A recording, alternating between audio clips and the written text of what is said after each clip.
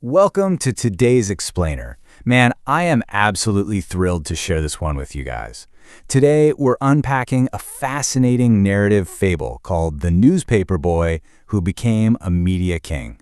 Now, on the surface, it might just seem like a simple story, but if you look a little deeper, it's this incredibly powerful, super relevant blueprint for building long-term success without selling out your values. So, whether you're building a startup, managing a team, or, just trying to figure out your own career path, there is a massive lesson in here about the sheer foundational power of integrity. Let's just dive right in.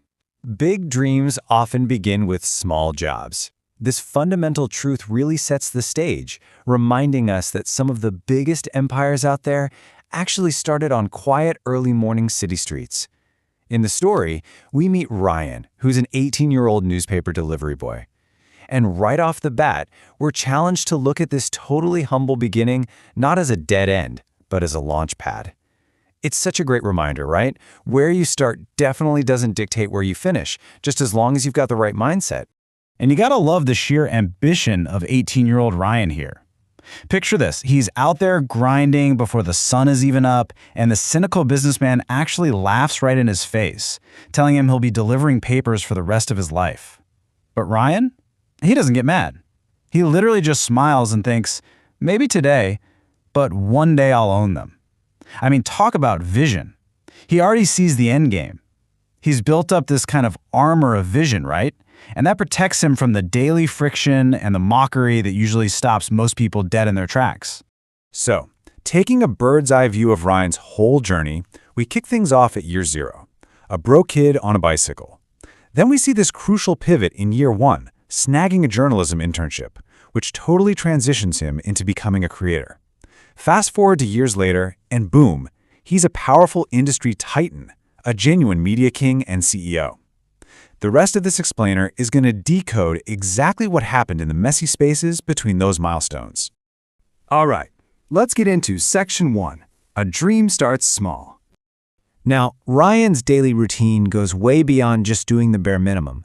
He doesn't just toss the news on a porch. He actively consumes it.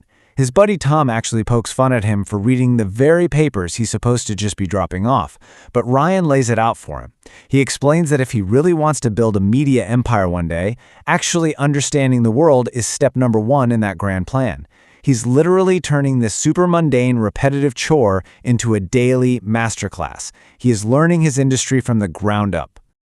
Moving right along to Section 2, the value of honesty. Okay, so things get really interesting when Ryan finds a super expensive camera just left sitting outside a cafe on his route. Here, we see 2 totally different ways of moving through the world. You've got Tom's approach, right? He sees the camera, sees an easy opportunity for some quick cash, and wants to sell it. It's that classic shortcut mentality. But then you have Ryan's approach. He completely insists on tracking down the owner to return it. And listen, this isn't just about being a good guy. It's a massive ethical test, and as luck would have it, it turns out that camera belongs to a highly respected, famous journalist named Mr. Harrison. So when he gets his camera back, Mr. Harrison drops this absolute gem of wisdom. A journalist without honesty is just a storyteller. Wow, that is such a striking distinction, don't you think? And this quote is the exact moment Ryan's honest deed turns into something totally tangible. Because Mr. Harrison sees Ryan's character firsthand, he just skips the line and offers this young delivery boy a life-changing internship on the spot. So Ryan's integrity literally opened the door to his entire future. Once he's under Mr. Harrison's mentorship, Ryan's raw, unpolished dream starts rapidly developing into actual, concrete skills. It's a real step-by-step evolution. Step 1, he's learning the journalism basics. Step 2, he's actually writing articles. Step 3, he's out there interviewing people. Step 4, diving into video production. And finally, Step 5, he's building up an online audience. He is just putting in the reps day after day, building his foundation. Which brings us to Section 3, Rejecting Cheap Attention. Now we hit the main business conflict of the whole fable. The trap of the viral, unethical shortcut. This perfectly defines the 2 opposing forces you see all the time in the media industry. On one side of the ring, we have the greedy owner, Mr. Cole. His entire philosophy is about pumping out fake stories to game the algorithm, rack up cheap views, and make a quick buck. On the other side, there's Ryan. He is fiercely guarding his integrity. His philosophy? Honest reporting, earning trust drop by drop, and playing the long game. And when Mr. Cole tries to recruit Ryan into his toxic business model, Ryan absolutely shuts him down. No hesitation. And why is Ryan so confident in saying no? It goes right back to this incredible piece of advice from Mr. Harrison. People don't remember who was first, they remember who told the truth. In a world that is completely obsessed with rushing to be the first to break a story or being the loudest voice in the room, Mr. Harrison points out a timeless truth. History remembers the truth tellers. Trust is just a way more valuable currency than some fleeting attention. Next up is Section 4, Building Uncopyable Trust. Now, going out on his own is definitely not perfectly smooth for Ryan. He launches this tiny online news channel, and honestly, he barely has any viewers.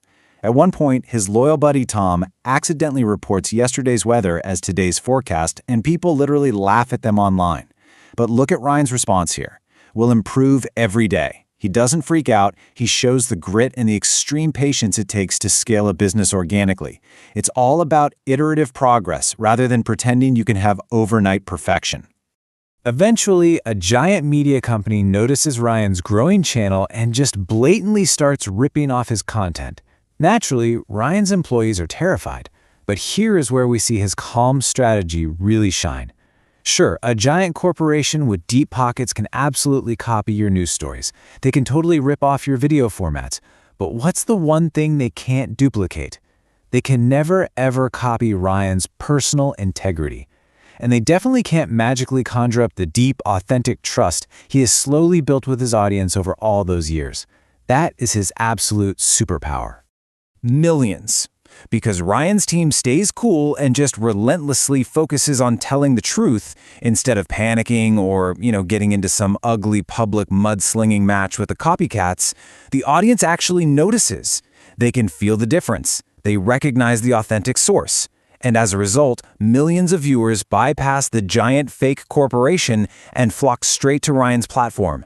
Turns out, his integrity was literally the best marketing strategy he could have ever asked for. And that leads us into our final part, Section 5, the return and the legacy. So years pass, and the story wraps up with Ryan achieving exactly what he set out to do when he was just a kid on that beat-up bicycle. He is officially crowned the media king right on the cover of a major magazine.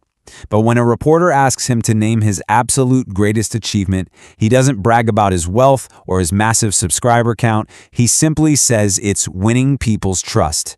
And despite having it all, he never forgets where he came from. He sets up free journalism scholarships for underprivileged students.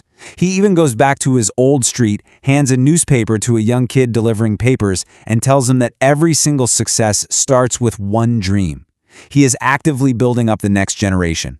Right at the very end of this fable, Ryan's mother, Mother Julia, looks at him and says, "You didn't just deliver newspapers. You delivered truth." And honestly, that brings me to this final provocative question that I want to leave you with today. Something to really chew on for your own life and career. No matter what industry you're in, no matter what your daily grind looks like right now, are you just delivering your work or are you delivering the truth? Think about how you can start building your own uncopyable trust starting today. Thank you guys so much for joining me for this explainer. Keep learning, and I will catch you next time.